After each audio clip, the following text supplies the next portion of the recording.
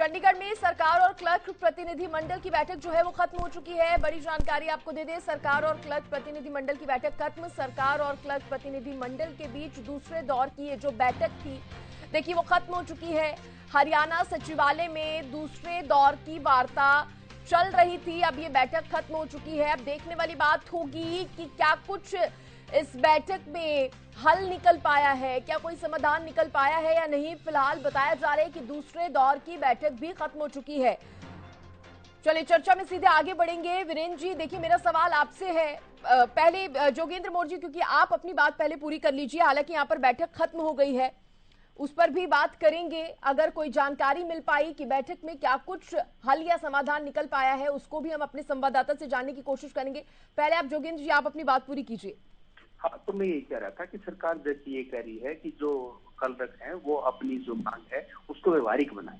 और व्यवहारिक कैसे बनाए, तो सरकार को बताना होगा ना, व्यवहारिक कैसे बनाए। आपने कर्मचारियों की वेतन विसंगति का जो मामला था वो अपने घोषणा पत्र में दिया है, और चौहान साहब कह रहे हैं तकनीकी खामियां होती हैं, तकनीकी बातें होती हैं। कितना समय लगेगा सरकार को तकनीकी पूरा करने में? क्या 8-8 साल तक मतलब जो एक मांग है वो इस प्रकार से चलती रहे? और आप ये आज ये कहें कि मतलब इसमें तो तकनीकी खामियां हैं, संवाद है, चीजें हैं, तो संवादहीनता सरकार करती है। इसको संवाद मतलब उनकी बात को ना मान लेना और फिर बुला के उनको टरका के भेज देना, इसको संवाद नहीं बोलते। संवाद होता है कि आप उनकी बात सुन रहे हैं, उनकी बात को मान रहे हैं, उस बात से कोई निष्कर्ष निकाल रहे हैं। सरकार जो है निष्कर्ष निकाल नहीं रही है, और आमजन जो है बहुत परेशान हो रहा है। सही में सरकार इस काम के लिए दोषी है, क्योंकि जो डेडलॉक।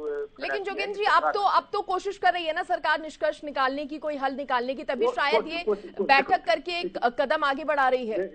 सृष्टि जी, मैं यही तो बात कर रहा हूँ। बैठक तो कर रही है, बैठक बेनतीजा हो रही है ना। अब बैठक से पहले सरकार को अपना होमवर्क करना चाहिए। बैठक की बुलाई। चलिए, बैठक अभी तो फिलहाल खत्म हो चुकी है। हम जानने की भी कोशिश करेंगे कि बेनतीजा रही या कोई हल निकला। मैं बीरेंद्र जी का रुख करना चाहूंगी। चौहान साहब, देखिए दो सवाल यहाँ पर उठ रहे हैं कि व्यवहारिक कैसे करे अपनी मांग को। अगर आप सबसे पहले इस पर बताइए, क्योंकि जवाहर यादव की तरफ से भी कहा गया है कि क्लर्क अपनी मांगों को व्यवहारिक करे ताकि सरकार उन मांगों पर कहीं ना कहीं अपनी सहमति जता पाए। और दूसरा, तकनीकी खामी की जो बार बार बात हो रही है, इसको आप कैसे जस्टिफाई करेंगे? देखिए, मैं इस मामले की जो पेचीदगियां हैं उनसे स्वयं सीधे तौर पर रूबरू नहीं हूं, परंतु अगर हमें उपदेश देने वाले कांग्रेस के प्रवक्ता ये बता सकें कि अगर हमारे घोषणा पत्र में हमें इसको शामिल करने की जरूरत पड़ी थी, तो ये उससे पहले 10 साल सत्ता में थे और ये बड़ी सक्षम सरकार के प्रतिनिधि हैं। वो तो बड़ी काम की सरकार थी, वो तो बैठ के करते, चुटकियों से सोल्यूशन निकाल दिया करती थी। तो ये उसको पेंडिंग लंबित छोड़कर क्यों गए थे? हालत ये है कांग्रेस की, उनके नेताओं की, उनके प्रवक्ताओं की, कि खुद मियां फजीहत औरों को नसीहत। अगर इतना सरल था तो इनको किसने रोका था जाते जाने से पहले यहाँ सत्ता में रहते हुए उस समस्या का समाधान करके जाते। दूसरी बात ये कि इनको किसने कहा कि बैठक की तैयारी करके हम नहीं बैठते। बैठक की तैयारी करके बैठते हैं, होमवर्क करके बैठते हैं, तभी डिस्कशन चलता है। रही बात व्यवहारिक अव्यवहारिक क्या है उसमें, जब आंदोलनकारी क्लर्कों के प्रतिनिधिमंडल के साथ सरकार के प्रतिनिधि बैठे हैं तो उन्होंने उसमें जो भी इस तरह के पक्ष हैं वो उनके सामने रख दिए हैं, और मैं समझता हूँ उन्हीं के सामने रख करके उनको स्ट्रीमलाइन कराने की आवश्यकता है। वो चैनल पर क्लॉज बाय क्लॉज एक एक तथ्य डिस्कस करने के हैं ही नहीं, वो वहां चर्चा में होने के और वहां पर हो रहे हैं। उनको बताया भी गया होगा पहली बैठक में, और आज भी उस पर, क्योंकि पहली बैठक की कंटिन्यूटी में दूसरी बैठक हुई है, तो मुझे विश्वास है कि कुछ ना कुछ सकारात्मक 2 कदम 4 कदम या सोल्यूशन के बहुत करीब आज की बैठक में पहुंचे होंगे। क्योंकि मैं भी वहां नहीं हूँ सेक्रेटरीट में, और हम में से किसी के पास अभी तक एग्जैक्ट अपडेट नहीं है कि मीटिंग का आउटकम क्या है। जो बाहर आए हैं निकल करके, उनकी ओर से क्या आता है, उसके बाद ही इस बारे में कोई और चर्चा की जा सकती है। मैं फिर दोहराता हूँ, ये सरकार हरियाणा के नागरिकों की संवेदनशीलता के साथ चिंता करने वाली सरकार है। नागरिकों के हर वर्ग की चिंता करती है, और उस चिंता और चिंतन की प्रक्रिया में से हम सोल्यूशन देते हैं। हमने बहुत सारे पेचीदा मामले जिनको ये लटका कर चले गए थे कांग्रेस के, मैं रोक रही हूँ, हमने इसको सुलझाया है। ठीक है, मैं चित्तरंजन दास जी का इस बीच रुक करना चाहूंगी। चित्तरंजन दास जी, हालांकि जो बैठक है वो तो खत्म हो गई है, लेकिन देखिए सवाल यहाँ पर ये भी उठ रहा है कि आप भी जानते हैं कि आपकी इस हड़ताल की वजह से कितना असर जो है वो राजस्व पर भी पड़ा था, साथ ही साथ जो लोग मायूस लौट रहे थे, जिनके काम नहीं हुए थे, काफी काफी खामियाजा यहाँ पर दोनों तरफ से उठाना पड़ा था। तो क्या आपकी तरफ से ये इसके बीच का कोई हल नहीं निकाला गया था? मैडम जी, हमने तो सारे तरीके अपना लिए। सरकार को हमने हमारा मांग पत्र भी डीसी के माध्यम से, एमपी एमएलए के माध्यम से भेज लिया। सरकार ने हमारी नहीं सुनी। 18 जून को करनाल में भी हमने रोष प्रदर्शन किया। सरकार ने के जो प्रतिनिधि थे उन्होंने लिखे दिया अभी 4 जुलाई तक आपकी मीटिंग करवा देंगे। उस टाइम मीटिंग करवा देते, हमें हड़ताल पे जाना ही नहीं पड़ता, ना जनता परेशान होती और ना जो राजस्व है उसका नुकसान होता। पर सरकार ने हमारी नहीं सुनी, तो हमारे पास अंतिम रास्ता यही था और हम करते क्या। और जो मैंने पहले भी कहा था, भी जो जनता के जरूरी काम रुके हुए हैं, हम दिन रात लग के वो हमारी मांग मान ले सरकार है, हम तुरंत काम पे लौट जाएंगे और दिन रात करके सबसे पहले हमारी टॉप प्रायोरिटी है भी जनता को जो परेशानी हुई है उसकी हम माफी मांगते हैं और उनके काम हम तुरंत पूरा करेंगे। दास साहब, लेकिन आपकी तरफ से जो पूरा एसोसिएशन है, कुछ बातचीत तो हुई होगी, क्योंकि आप भी जानते हैं सरकार आपको कह रही है थोड़ा सा झुकाव आपको भी अपनी तरफ से लाना चाहिए, क्योंकि सरकार के लिए भी जो आपकी मांग है एग्जैक्ट उसको पूरा कर पाना तो मुश्किल हो रहा है। तो क्या आपकी तरफ से इस पर कोई बातचीत हुई है कि आप अपनी तरफ से थोड़ा झुकाव लेकर आएंगे अपनी मांग में? नहीं मैम, मुश्किल क्या हो रही है वही चीज हमें भी क्लियर नहीं ना। मुश्किल क्या हो रही है, किस चीज से मुश्किल हो रही है, अभी हम वो जो चीजें हमने प्रूफ के तौर पे सरकार को दी है।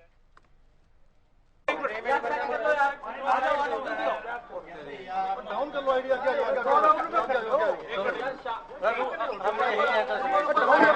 राउंड में कर लो, अपने परिचय बता दीजिए। मैं हवा सिंह महला, प्रदेश महामंत्री भारतीय मजदूर संघ हरियाणा। आज क्लर्क एसोसिएशन के नाते 2 घंटे सरकार से वार्ता हुई। हमारी मांग थी 35,400 की, उसमें सरकार से सहमति नहीं बनी। अगले दौर में जब भी नेक्स्ट वीक में सरकार बुलाएगी हम तब आएंगे। अपने आंदोलन को आज से ही हम प्रदेश भर में तेज करेंगे। क्या बात रही, किस बात पर सहमति नहीं बनी? ये कहा जा रहा था कि बीच का कोई रास्ता निकाला जाए, बीच का रास्ता 19 के बीच का नहीं, बीच का रास्ता कि हमारा 35,400 ही का डिमांड थी। 500 से हम नीचे अब तक नहीं आ रहे। सरकार चाहती है कि बीच का रास्ता अपनाए, लेकिन भारतीय मजदूर संघ का स्पष्ट संकेत है कि हमें 35,400 ही चाहिए। आगे क्या रणनीति रहेगी? आप आंदोलन किस तरह से तेज आंदोलन को हम फील्ड में जाएंगे, आंदोलन को और तेज करेंगे। प्रदेश के तमाम काम जो है वो ठप पड़े हुए मौजूदा समय में। इन कामों को लेकर कौन जिम्मेवारी लेगा? आप जिम्मेवारी लेंगे? सरकार की जिम्मेवारी है। सरकार ये कहती है ये जो क्लर्क है इनका काम डायरी डिस्पैच है। अगर आज कोई काम बंद पड़ा है प्रदेश में तो इसके लिए जिम्मेदार डायरी डिस्पैच करने वाले लोग नहीं है। इसके लिए जिम्मेदार वो लोग हैं जो काम नहीं कर रहे। डायरी डिस्पैच करने वाला आदमी किसी काम के लिए जिम्मेदार नहीं होता। कोई चिट्ठी आएगी उसको डायरी में चला देगा, कोई ऑर्डर आएगा उसको आगे भेज देगा। ये डायरी डिस्पैच करने वाले उसके लिए जिम्मेदार नहीं। उन्होंने कहा कि लेवल 1 से लेवल 6 अचीव जो है वो नहीं किया जा सकता। सरकार मुंह तो खोले। सरकार जवाहर यादव जी आपको तो कह गए, जो भी कह गए मुझे नहीं पता क्या बोल गए, तो सरकार मुंह खोलेगी तो पता लगेगा ना सरकार क्या देना चाहती है।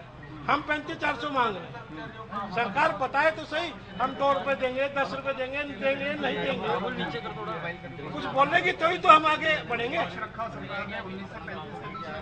अभी आंकड़ा रखा होता तो हम बता देते कि आंकड़ा रखा है। सरकार आंकड़ा ही नहीं रख रही, समस्या वही है।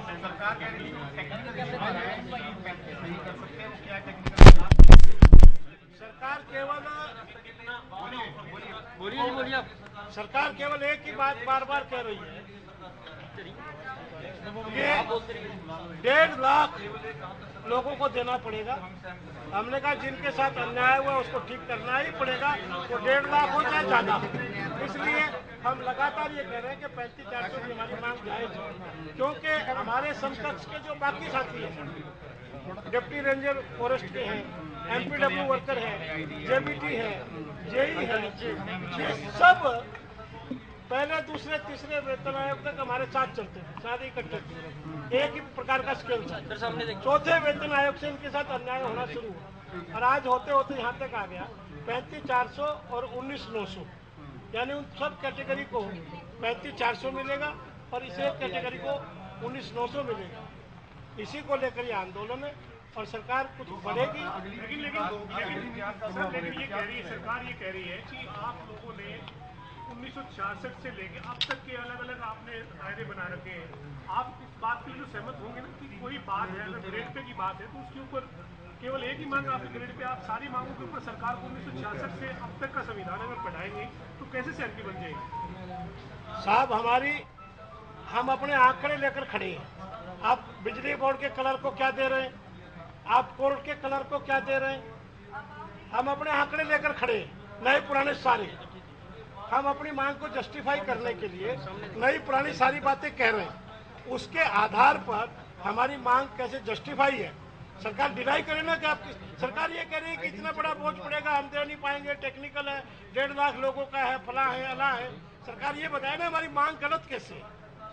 सरकार हमारी मांग को तर्क के आधार पर गलत साबित करेगी तो आगे देखेंगे। अब फिर बैठक बुलाइए, कब बैठक? अभी सरकार की कोई सूचना आएगी हमारे पास कि एक बार फिर बैठते हैं, कुछ ऐसा संकेत दिया है कि सरकार कह रही है कि फिर बैठेंगे तो हमें बैठने में, हम वार्ता की मेज छोड़कर जाने वाले नहीं हैं। सरकार धरना कंटिन्यू रहेगा और आज बैठ करके आगे की रणनीति बनाकर इस आंदोलन को और तेज करेंगे। पवन कुमार, भारतीय मजदूर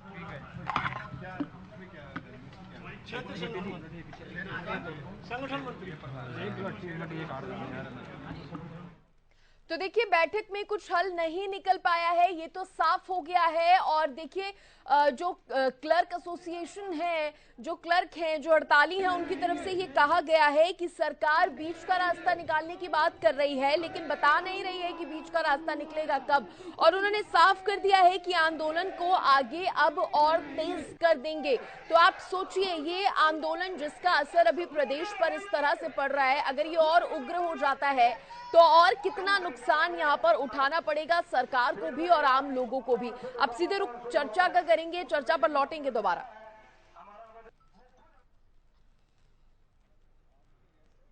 तो बड़ी जानकारी आपको दे दे, बैठक में सहमति नहीं निकली है, कोई भी सहमति नहीं बन पाई है। साफ कर दिया गया है क्लर्कों की तरफ से कि आंदोलन को वो अपने जारी रखेंगे और इस आंदोलन को वो और उग्र भी कर सकते हैं, साफ तौर पर उनकी तरफ से कह दिया है। और देखिए सरकार की तरफ से बीच का रास्ता निकालने की बात हो रही है लेकिन सरकार ये नहीं बता रही है कि वो अगर हमारी मांग 35,400 की है तो सरकार कितना देना चाहती है। ये भी उनकी तरफ से एक जो नाराजगी है वो सामने आई है, नाराजगी शो की गई है। तो देखिए क्लर्कों और सरकार के बीच की ये जो वार्ता थी वो विफल रही, आपको बता दें, ये बड़ी जानकारी।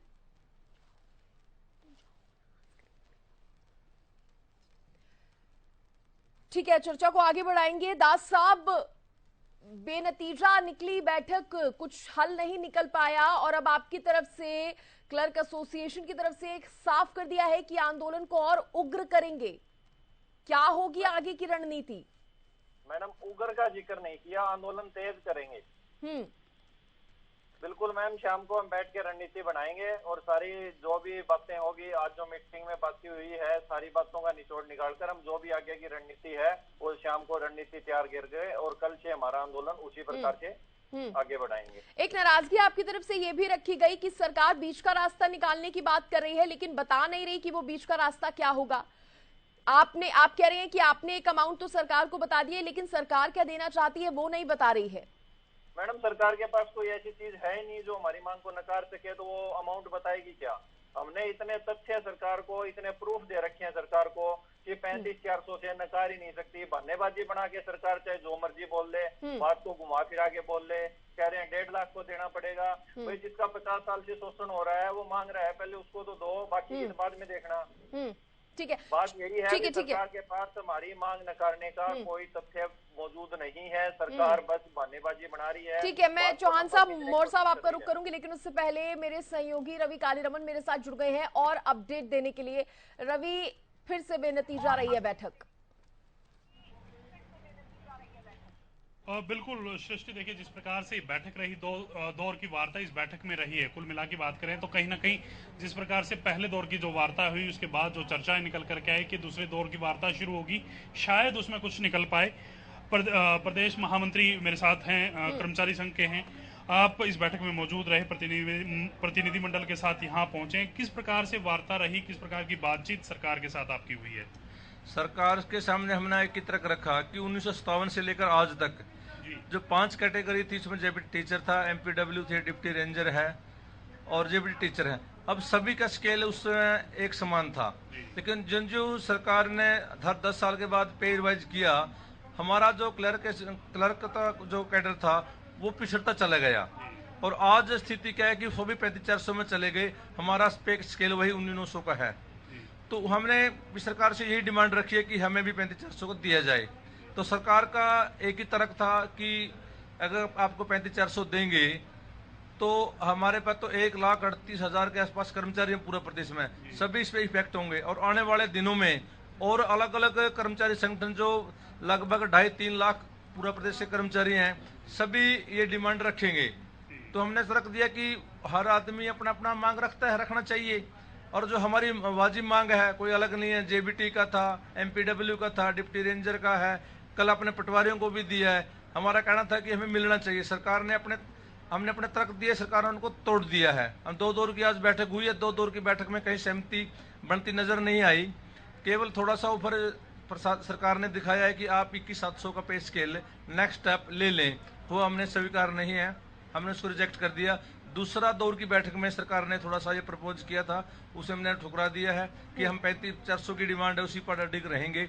यदि सरकार नहीं मानना, हम कल से अपना आंदोलन और तेज करेंगे। पर 22 के 22 जिलों में भूख हड़ताल पर सभी कर्मचारी बैठेंगे। ठीक है रवि, ठीक है, यहाँ कह दिया गया है कि आंदोलन को और तेज करेंगे। मोर साहब से मैं इस पर एक छोटा सा रिएक्शन लेना चाहूंगी, उसके बाद चौहान साहब आपसे सवाल करूंगी। मोर साहब, देखिए, एक तो भारतीय जनता पार्टी की बड़ी दिक्कत ये है कि ये अब तो हम साहब कह रहे थे इनकी सरकारों ने, ये है ना, भूतकाल में जीते हैं। 8 साल से इनकी सरकार है, पता नहीं किस उसमें जीते हैं। और इनको ये भी नहीं पता, हमने तो कैबिनेट में पास किया था, ठीक है, कर्मचारियों के हमारे संघ में कोई इस प्रकार की हड़ताल, इस प्रकार की, हमने सभी वर्गों के साथ एक संवाद बैठाने का काम किया था। अब ये दूसरे दौर की बैठक वो किसान के साथ है, कर्मचारियों के साथ है, किसी भी प्रकार की सारी बैठकें जो है इनकी बेनतीजा हो जाती हैं। और जैसे कि मैं कह रहा था, उसी प्रकार से जो कर्मचारी नेता थे वो कह रहे थे, कर्मचारी नेता भी सारे के सारे ये कह रहे थे कि सरकार यही नहीं बता रही कि हमारी जो मांग है वो गैर व्यवहारिक कैसे है। अब तो साहब करें, पूरा होमवर्क करके बैठते हैं। चलो ठीक है, क्योंकि टाइम कम है इसलिए मैं चौहान साहब अब आपसे आखिरी कमेंट चाहूंगी। देखिए, आपने पूरी बातों को सुना, क्या कहेंगे इस पर अब?